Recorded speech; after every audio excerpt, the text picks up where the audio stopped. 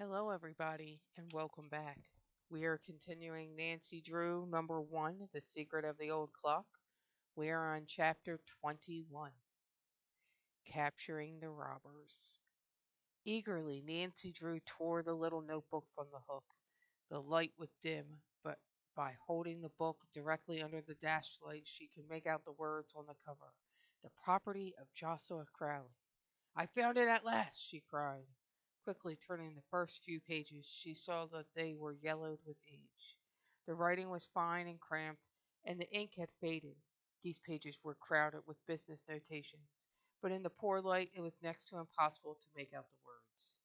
Nancy was excited, for she was positive that the notebook would disclose what Joshua Crowley had done with his will. Yet she realized that she could not hope to read through the book without a considerable loss of precious time. If she were to report the whereabouts of the robbers to the police, she must not delay another instant. "I'll read the notebook later," she decided. Hurriedly replacing it on the hook inside the clock, she tacked on the face again. Then dropping the timepiece on the seat beside her, she covered it with a blanket. Starting the engine, she skillfully backed the roadster and headed for the main road. Reaching the highway, she cast an anxious glance in the direction the robbers had taken. There was no sign of a light on the road. The moving van had disappeared. "I must travel some now," Nancy told herself grimly. "Those robbers have at least 10 minutes' start, and I may have trouble finding the marshal and his deputies." Bending low over the steering wheel, she deliberately stepped hard on the accelerator. The roadster leaped forward as though it, too, comprehended the need for haste. "If those men reach Garwin before the marshal overtakes them, there won't be one chance in 100 of capturing them," Nancy thought. "It was foolish of me to take time to look at the clock." Presently, reaching the fork in the road, she selected the right-hand turn, and with undiminished speed rushed on. She had gone several miles beyond the fork when far ahead she caught sight of an automobile headlight. Nancy promptly reduced the speed of the car. "The marshal and his deputies may have given up the search and are coming back," she reasoned. "I must be careful not to pass them." As the automobile approached, Nancy slowed her roadster practically to a standstill. Then, as she recognized the police car, she brought her own automobile to a halt. As the marshal and his deputies flashed by, she cried out for them to stop. There was a loud screeching of brakes as the police car came to an abrupt halt. Springing from the roadster, Nancy ran forward. "Quick!" she called to the marshal. "The robbers have taken the road to Garwin. If you hurry, you can overtake them. Go on, and I'll follow." Without waiting for more, the marshal and his deputies drove off at top speed. The automobile rounded a bend and was lost to view. For an instant Nancy Drew stood looking after it. Then, springing into her roadster, she too was off. Following close behind the police car, the girl sped down the road in pursuit of the robbers. The two automobiles passed the roadhouse beyond the fork and raced toward Garland. "We should have overtaken the robbers by this time," Nancy told herself anxiously, after a number of miles had been traversed, and still there was no sight of a moving van. "They can't have gone very far."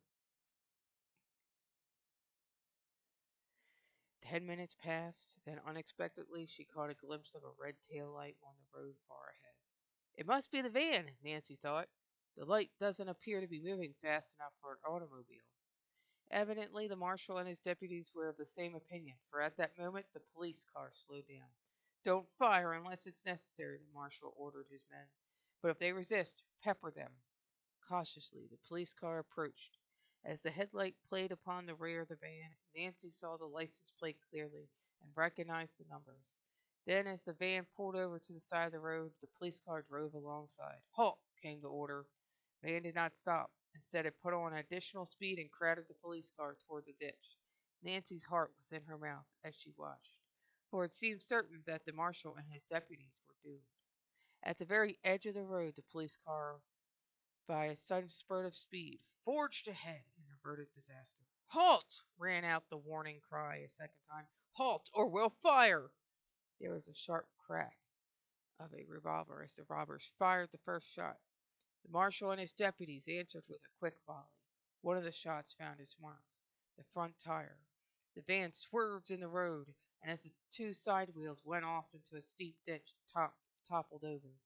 In an instant the marshal and his men were out of the police car and had covered the three robbers. So easily had the van tipped on its side that the men were not injured, but the unexpected jar had thrown them off their guard. Take their guns, the marshal ordered. A deputy relieved the three men of their revolvers and searched their pockets for other dangerous weapons. Another deputy handcuffed them. By this time, Nancy, who had stopped her roadster at the side of the road, reached the scene. As she came running up, the marshal turned to her. Can you identify these men?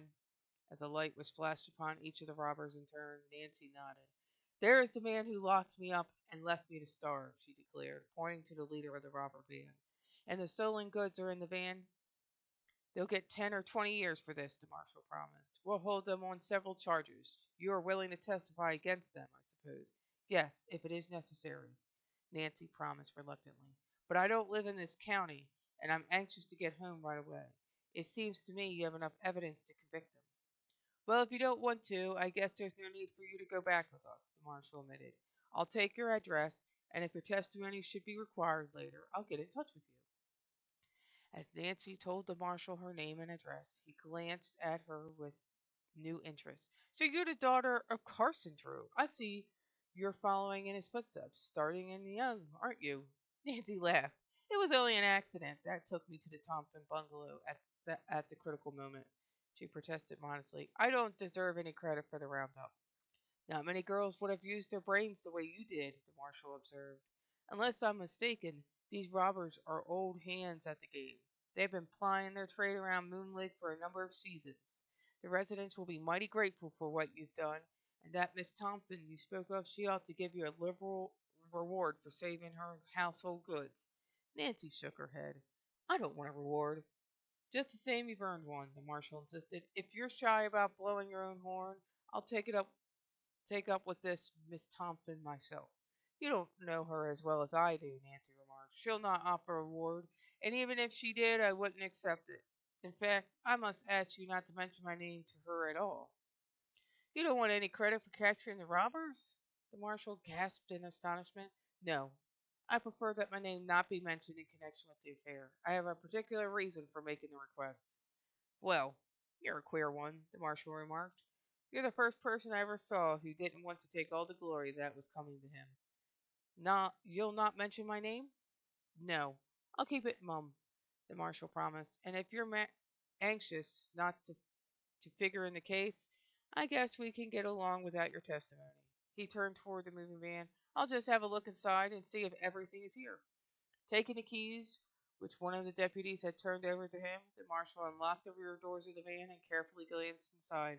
It's all here, he announced. Nancy smiled and thought of the clock, which at the moment was hidden under a blanket in a roadster less than a dozen yards away. Let's be getting away from here, the marshal directed briskly. He signaled out one of the deputies. You stay here and guard the stolen goods until we can send another truck after it. I'll see to it that these robbers land behind bars, and then I'll come back. Just a minute, Nancy interposed as the marshal was about to escort the three robbers to the police car. I want to ask a few questions. She turned to the leader of the robbers. It was you who stole the keys from Jeff Tucker after getting him drunk, wasn't it? What if I did? The robber growled. I wish I'd finished him. Unceremoniously, the three prisoners were crowded into the police car. One of the deputies took the steering wheel, and another stood on the running board covering the robbers with his revolver. There was no room left for the marshal. Are you going back through town?